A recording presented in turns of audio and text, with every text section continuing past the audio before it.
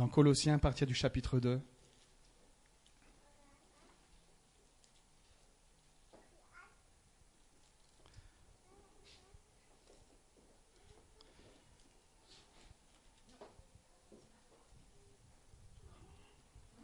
Colossiens chapitre 2 à partir du premier verset.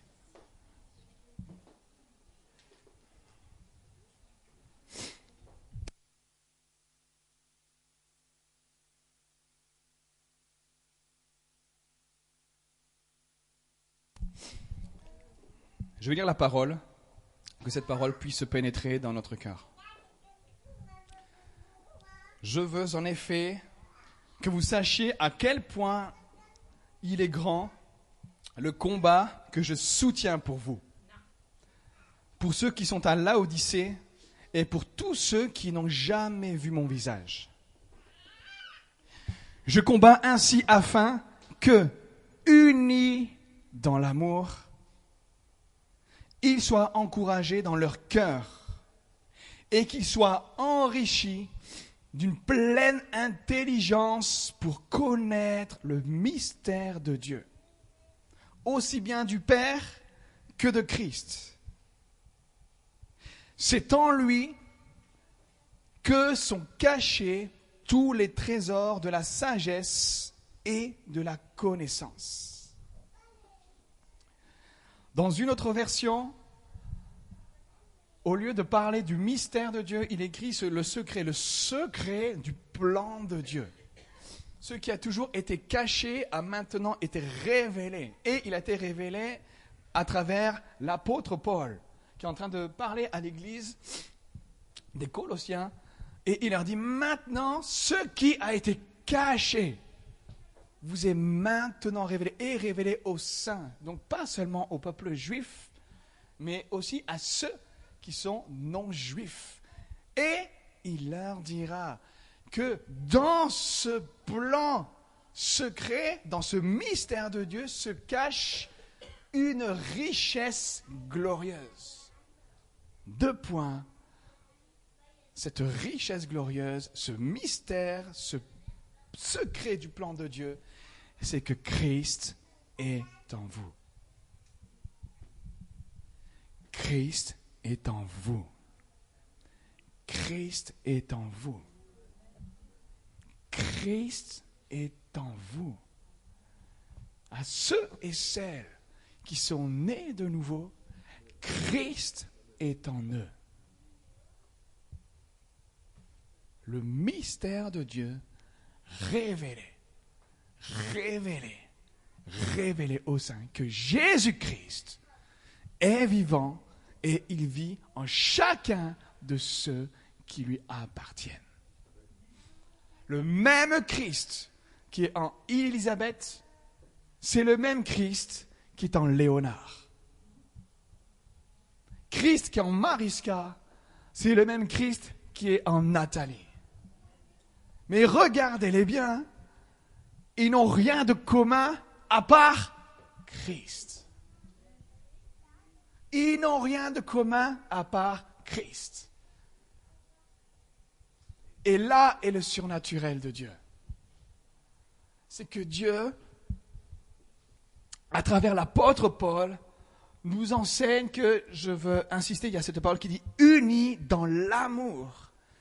Que chacun soit encouragé où ? Dans le cœur, dans leur cœur, que dans votre cœur, vous puissiez être encouragé en apprenant que Christ vit en vous.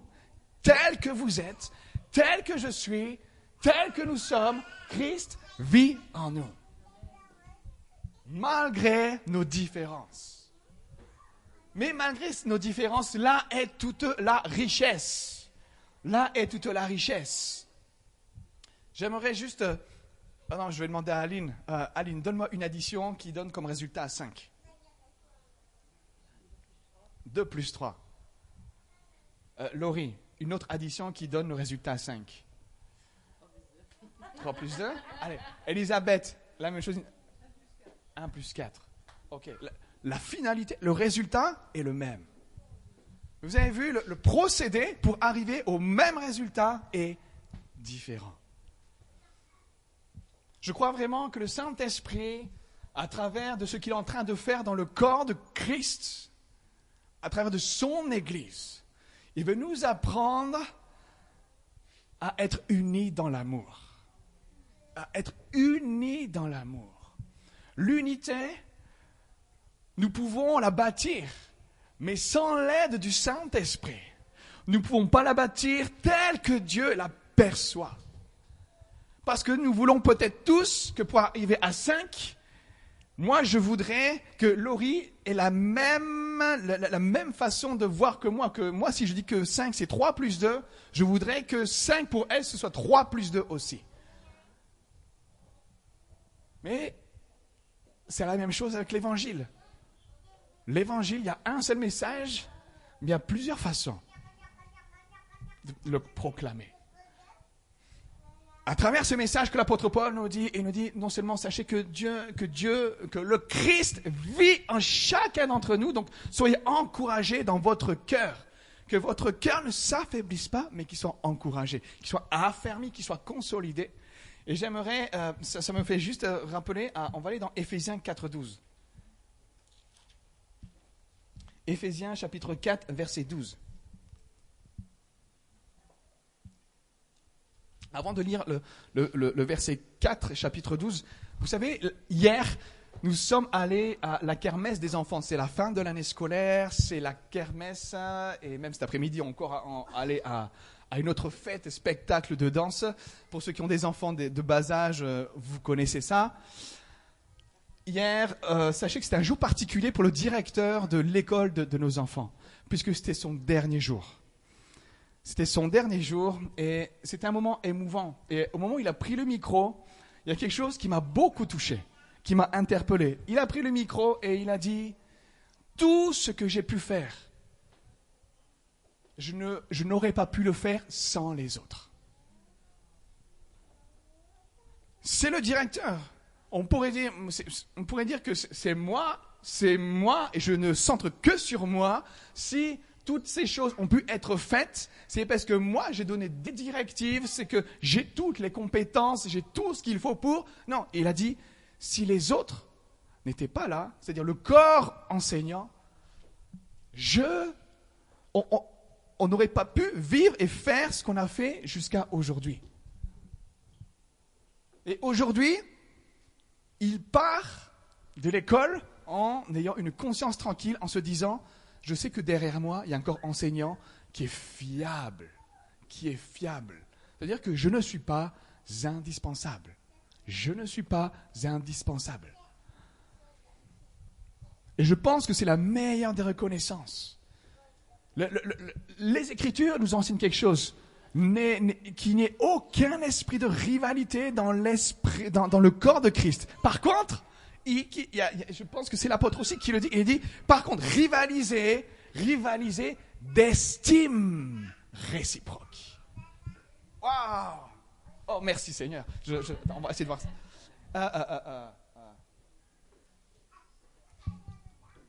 Je pense que c'est dans Éphésiens 4, justement, qui dit ça. Allez, on va lire Éphésiens chapitre 4, verset 12. Je vous encourage donc, moi le prisonnier dans le Seigneur, à vous conduire d'une manière digne de l'appel que vous avez reçu. On continue. En toute humilité. J'ai pris à partir du premier verset, pardon. Premier verset. Allez, verset 1. Donc, je vous encourage donc, moi le prisonnier dans le Seigneur, à vous conduire d'une manière digne de l'appel que vous avez reçu. En toute humilité et douceur, avec patience, supportez-vous les uns les autres dans l'amour.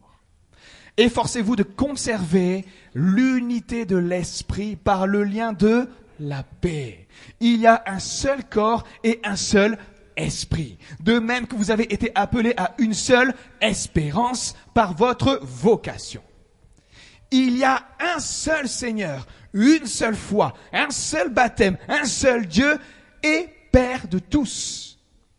Il est au-dessus de tous, agit à travers tous et habite en nous tous, enfants de Dieu. Cependant, à chacun de nous, la grâce a été donnés à la mesure du don de Christ. C'est pourquoi il est dit, il est monté sur les hauteurs, il a emmené des prisonniers et il a fait des dons aux hommes. Donc il a donné, il a fait des dons aux hommes, il a fait des dons à l'Église. Or, que signifie il est monté, sinon qu'il est aussi descendu dans les régions les plus basses de la terre? Celui qui est descendu, c'est celui qui est monté au-dessus de tous les cieux afin de remplir tout l'univers. C'est lui qui a donné les uns comme apôtres, les autres comme prophètes, les autres comme évangélistes, les autres comme bergers et enseignants, dans d'autres versions comme docteurs. Il l'a fait donc il a fait don pour former les saints aux tâches du service en vue de l'édification du corps de Christ. Jusqu'à ce que nous parvenions tous à l'unité de la foi et de la connaissance du Fils de Dieu, à la maturité de l'adulte, à la mesure de la stature parfaite de Christ. Ainsi, nous ne serons plus de petits enfants ballottés et emportés par tout vent de doctrine, par la ruse des hommes et leur habileté dans les manœuvres d'égarement. Mais en disant la vérité dans l'amour, nous grandirons à tout point de vue vers celui qui est la tête, Christ. En disant la vérité dans l'amour, nous grandirons en tout point de vue. Je pense que c'est pour ça que tout à l'heure, quand je priais, le Saint-Esprit mettait dans mon cœur, dit au peuple, tous ceux qui ont ce sentiment d'abandon, un sentiment de rejet, un sentiment d'être incompris, faites sortir ça de vous. Faites sortir cet esprit de vous. Parce que vous avez tout pleinement en Christ. Et quand vous savez que vous avez tout pleinement en Christ, vous pouvez vous débarrasser. Débarrasse-toi. Débarrasse-toi. Là, je vois dans son amour à travers ce que la Bible me dit, ce vers quoi Dieu veut que je tende. Il cherche pour moi à ce que je devienne mature, dans ma vie spirituelle. T'inquiète pas, c'est pas grave, hein. C'est pas grave. Non, parce que en tant que papa, il peut se dire, oh là là là là, mais qu'est-ce qu'il va penser Harry? Je dis, c'est pas grave, t'inquiète pas. Il y a la vie. Et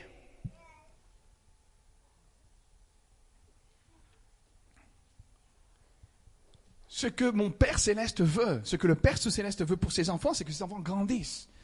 Mais qu'ils grandissent, comme nous l'avons vu dans le passage précédent, c'est que nous soyons unis dans l'amour. Que nous soyons unis dans l'amour. Et unis dans l'amour, que nous ayons une unité de foi, c'est-à-dire que nous tous, nous plaçons notre foi dans le même Dieu, même en étant différents. Même en étant différents, nous plaçons notre foi dans le même Dieu. Donc nous sommes unis dans la foi. Et c'est ce que Dieu recherche, une unité dans la foi que nous savons. Que lorsque nous sommes ensemble, nous sommes là pour magnifier Jésus. Avant toute chose, la culture vers laquelle nous voulons tendre, bien que nous sommes des cultures différentes, et gloire à Dieu, c'est avant tout la culture du royaume. C'est la culture du royaume. Et ça, nous ne pouvons pas l'atteindre sans l'aide du Saint-Esprit. Sans l'aide du Saint-Esprit, nous ne pouvons pas atteindre la culture du royaume si nous ne nous laissons pas être renouvelés dans notre intelligence par le Saint-Esprit. Donc Dieu a ce plan pour ses enfants, c'est que nous puissions parvenir à l'unité de la foi et de la connaissance du Fils de Dieu. Et à une maturité, c'est-à-dire atteindre l'état d'adulte spirituellement. Spirituellement, dans notre vie spirituelle, que nous arrivions, que nous puissions atteindre la maturité que Dieu veut pour nous, c'est-à-dire l'état d'adulte. Au jour d'aujourd'hui, certains d'entre nous sont encore des bébés. Au jour d'aujourd'hui, certains d'entre nous sont encore des adolescents. Dans l'esprit, je parle. Au jour d'aujourd'hui, des personnes parmi entre nous sont déjà des adultes. Mais même en tant qu'adultes, ne croyons pas tout connaître. Nous avons tellement tant de choses à apprendre au sujet de la personne de Christ. Nous avons tellement tant de choses que Dieu veut nous donner, mais que nous, peut-être dans notre cœur, nous ne sommes pas aujourd'hui. Je parle d'aujourd'hui, nous ne sommes peut-être pas encore prêts à supporter. J'ai quelque chose qui me vient à cœur là. Quelqu'un peut prendre dans...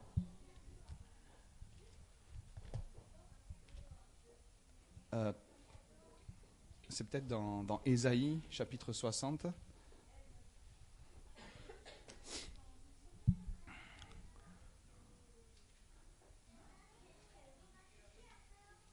Ésaïe, chapitre 60, on va prendre le verset 5.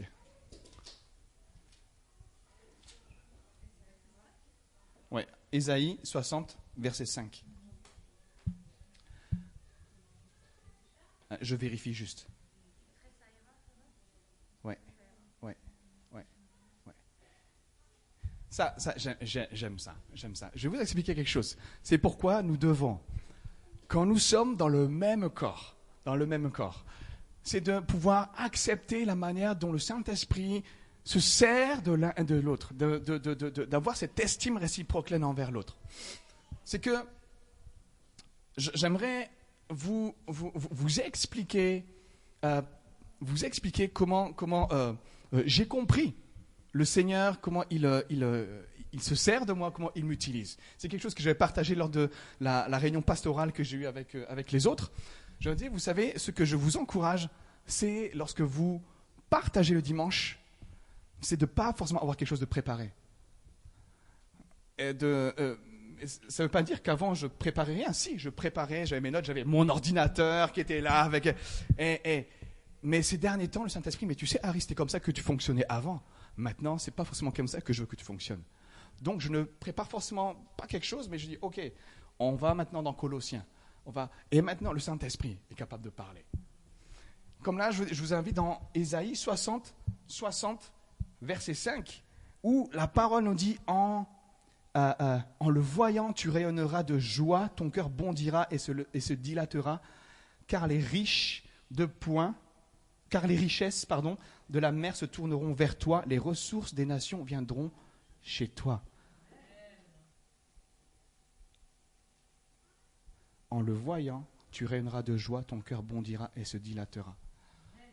En le voyant, lorsque tu commences à être en Christ, lorsque tu laisses le Saint-Esprit agir en toi, lorsque tu vois ce qu'il fait en toi, ton cœur va bondir et ton cœur va se dilater. Ça veut dire qu'il va s'élargir. Ton cœur va s'élargir. Dans d'autres versions, si je ne me trompe pas, la parole nous dit « tu conflueras ». Tu conflueras. Confluer, ça veut dire que tu vas réussir à joindre comme deux rivières qui se joignent toutes les deux et qui vont ensuite dans le même sens. Ce à quoi je fais allusion, je crois que le Saint-Esprit est en train de nous faire allusion à quelque chose, c'est qu'il cherche vraiment à ce que notre cœur soit élargi afin que nous puissions travailler cette unité, afin que nous puissions laisser l'Esprit de Dieu travailler cette unité.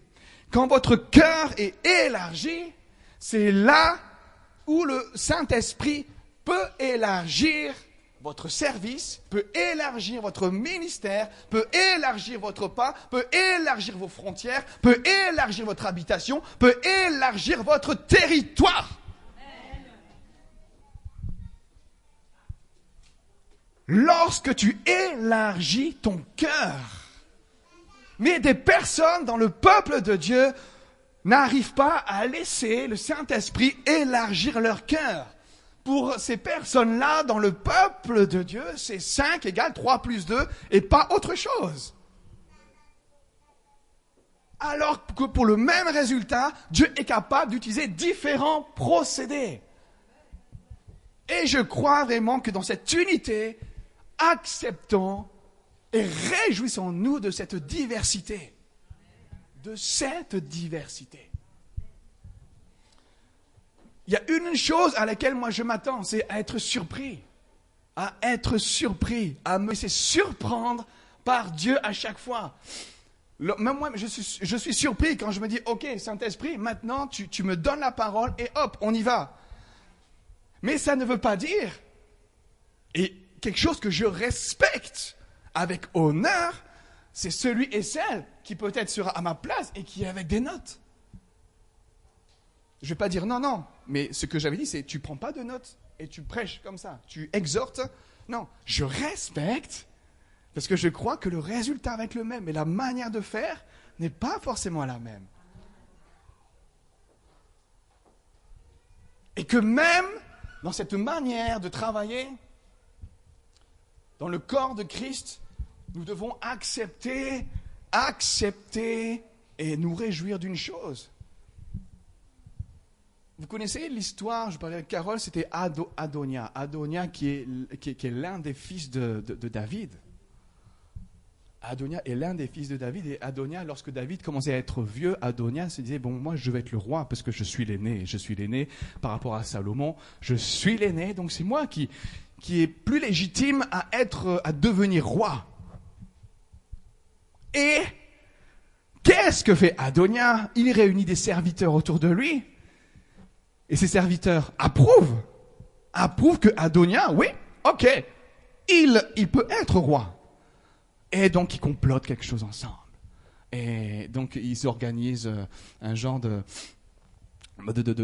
cérémonie pour officialiser que Adonia va être le roi, qui va succéder à David.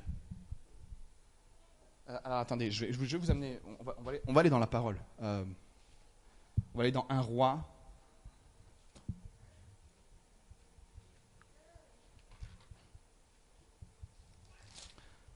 Prenez un Roi, peut-être chapitre 2.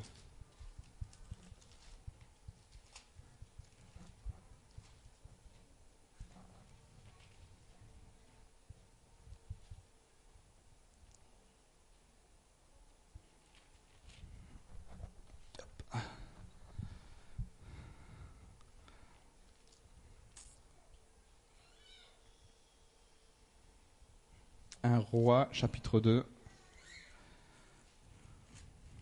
Je cherche en même temps que vous.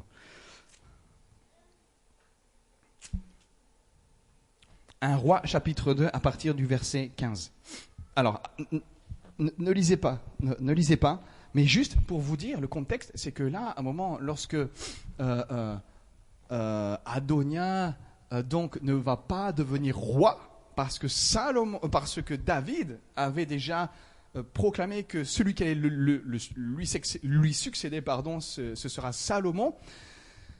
Adonia va voir la mère de Salomon. Il dit, viens, je dois te parler, je dois te dire quelque chose. Parce que, naturellement, ça aurait dû être moi qui aurais dû devenir roi. Donc dans 1 Roi, chapitre 2, verset 15, donc c'est Adonia qui parle à Bathsheba, et il dit, tu sais que la royauté aurait dû me revenir, lui dit-il, et que tous les Israélites regardaient vers moi comme à celui qui devait régner. Mais les choses ont tourné autrement. La royauté est passée à mon frère parce que l'Éternel la lui avait destinée. Et tous les Israélites voyaient déjà Adonia comme celui qui devait devenir roi. Parce que peut-être, non seulement il était plus légitime parce que c'était l'aîné, parce qu'il avait sûrement des compétences, il avait des capacités. Je dis peut-être. Mais c'est là où Dieu est capable de nous confondre. C'est là où Dieu est capable de nous surprendre. Parce que celle qui a d'apparence les capacités, les compétences pour accéder à quelque chose, n'y accédera peut-être pas parce que Dieu ne l'avait pas destiné.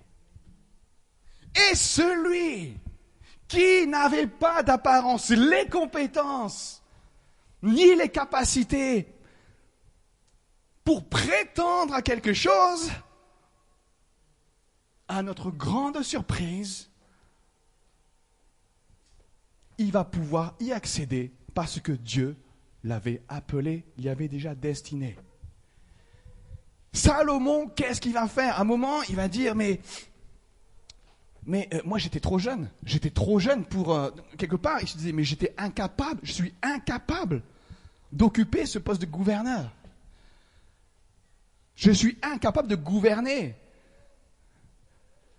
Mais ce que Dieu va faire à travers Salomon et ce qu'il fait à travers de ses enfants, c'est que lorsqu'il t'appelle, alors qu'au départ, tu n'as pas les compétences requises, qu'est-ce que Dieu va faire avec Salomon ?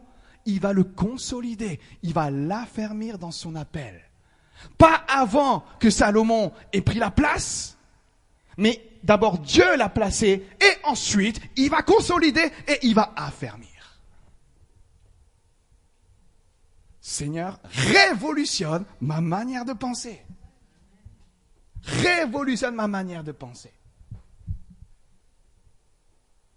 Des personnes parmi nous se disent, mais je ne suis pas capable. Oui, tu n'es pas capable, mais Dieu est capable de faire à travers toi. Dieu est capable de faire à travers toi. Si aujourd'hui, tu penses ne pas avoir les capacités, et c'est vrai, Dieu est capable de te les donner. Si tu as au fond du cœur cette conviction qu'il t'a appelé.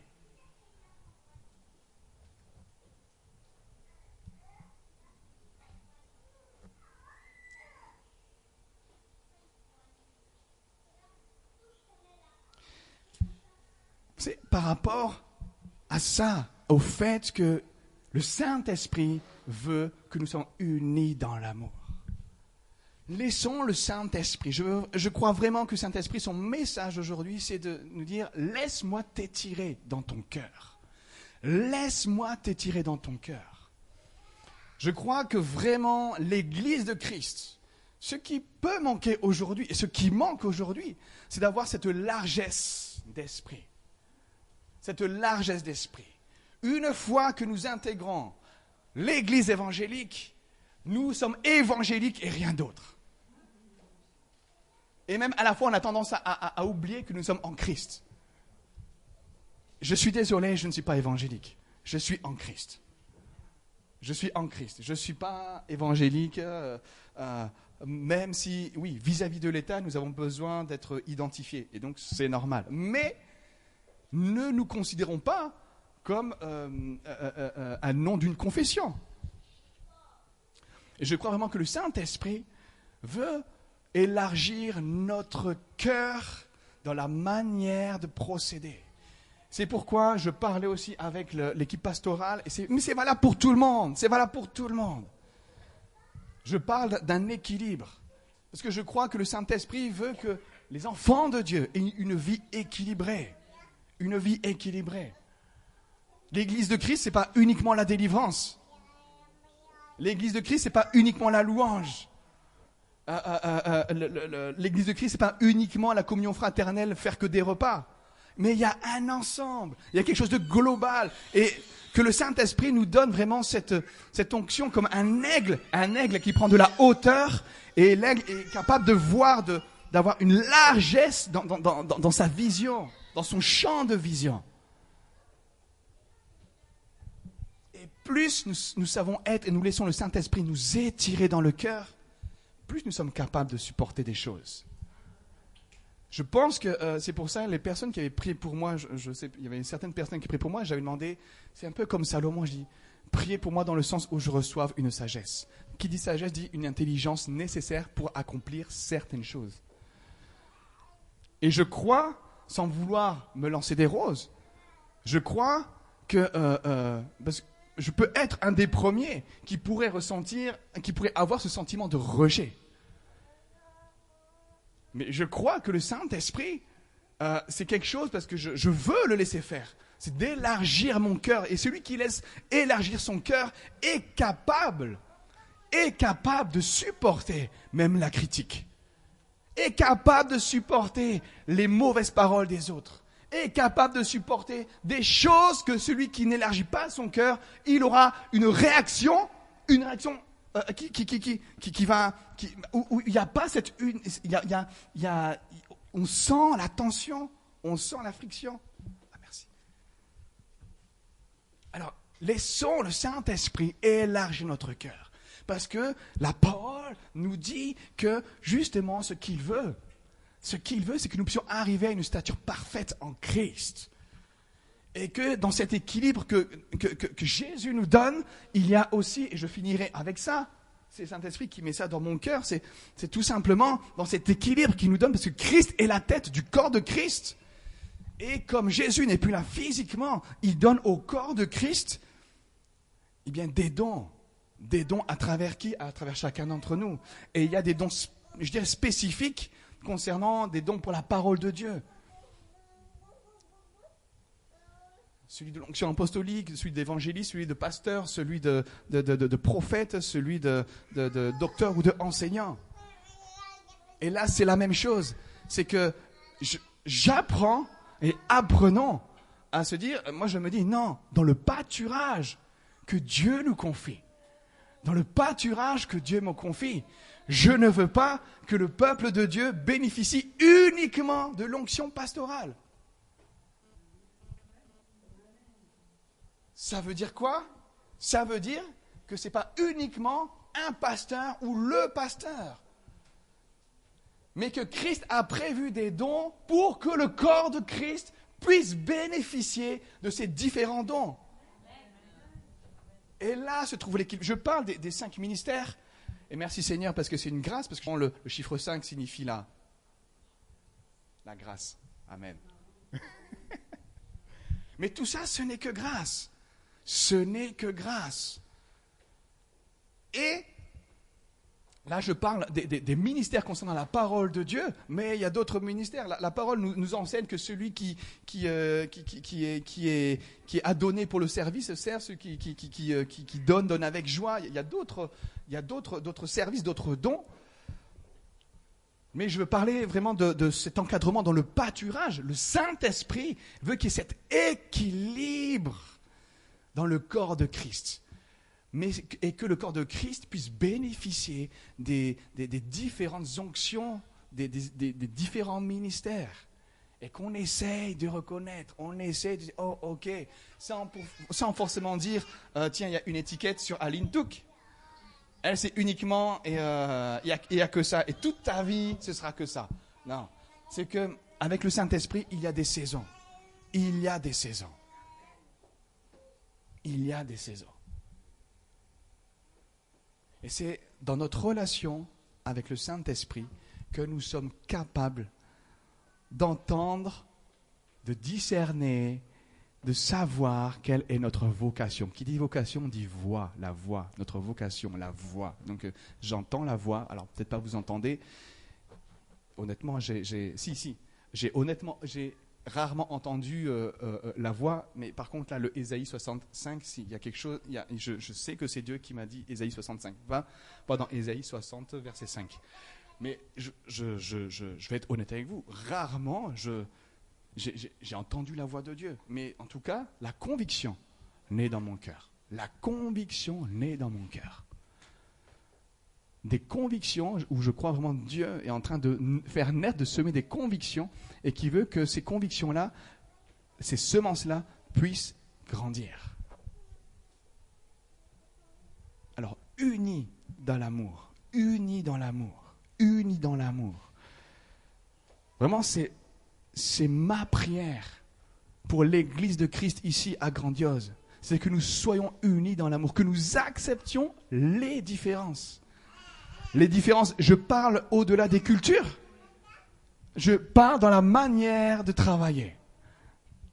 Parce que nous sommes amenés à bâtir avec l'aide du Saint-Esprit, à bâtir ensemble. À bâtir ensemble. Celui, parce que le but du diable, nous savons tous, c'est d'écarter. C'est d'écarter. Et qu'une personne se sente écartée. Ça, c'est le but, c'est la division. Et ça, c'est oh non, toi, attends, toi. Donc là, on est en train d'écarter. Alors que là, la parole est claire et nette. C'est unis dans l'amour et nous faire travailler ensemble. Et plus nous saurons travailler ensemble, plus les gens du monde disent, waouh, il y a quelque chose que je ne peux pas dire, mais là, la manière de faire est totalement différente, peut-être d'un dimanche à un autre, d'une semaine à une autre. Et ça, je reconnais que l'Éternel est leur Dieu. Ma manière de faire avec peut-être l'équipe pastorale ou avec d'autres personnes, je dis Seigneur, étire mon cœur, étire mon cœur, étire mon cœur. Que mes relations fraternelles puissent être saines, simples. Et je le redis, c'était Elisabeth où j'avais aperçu une conversation où elle disait justement. La première fois où on a travaillé sur le projet du café croissant, on disait, j'avais dit à Elisabeth, c'est que je ne suis pas là pour créer des amitiés, créer une amitié. Je suis là pour avancer. Et je dois le dire, je vous le dis, des amis, j'en ai très peu. J'en ai très peu. Ce qui m'importe, c'est surtout dans les relations fraternelles que ensemble. Alors quand je dis relations fraternelles, c'est pas relation d'amitié, c'est relation fraternelle en Christ. C'est-à-dire que lorsque on commence à avoir une relation d'amitié ensemble, c'est que vous entrez dans mon intimité. Et ne laissez pas tout le monde entrer dans votre intimité. Même si nous sommes l'Église de Christ. Mais sachons avoir des relations fraternelles, où nous avons une estime réciproque les uns envers les autres, où Dieu fait les choses avec elle, à travers elle, et elle le fait pour moi. Avant tout pour Dieu et pour moi. Non, vous savez, il y a la parole qui dit que nous sommes membres les uns des autres. Nous sommes membres les uns des autres. C'est que sans vous, je ne deviens pas ce que Dieu veut que je devienne.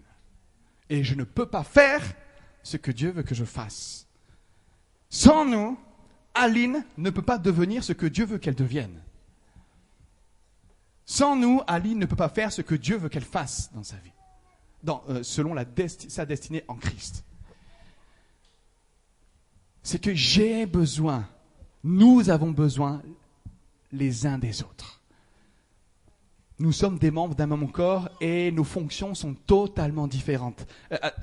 J'avais dit que j'allais finir, mais attendez, j'ai quelque chose là qui me vient en tête.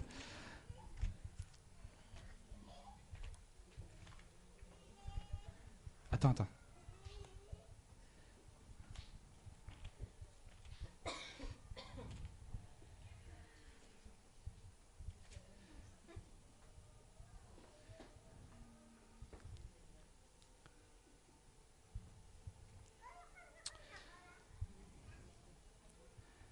Je ne sais plus où est ce passage, mais vous savez où il dit que nous sommes tous des membres d'un même corps et il y a différentes fonctions, nous avons tous des fonctions différentes et à un moment, la parole nous parle des articulations.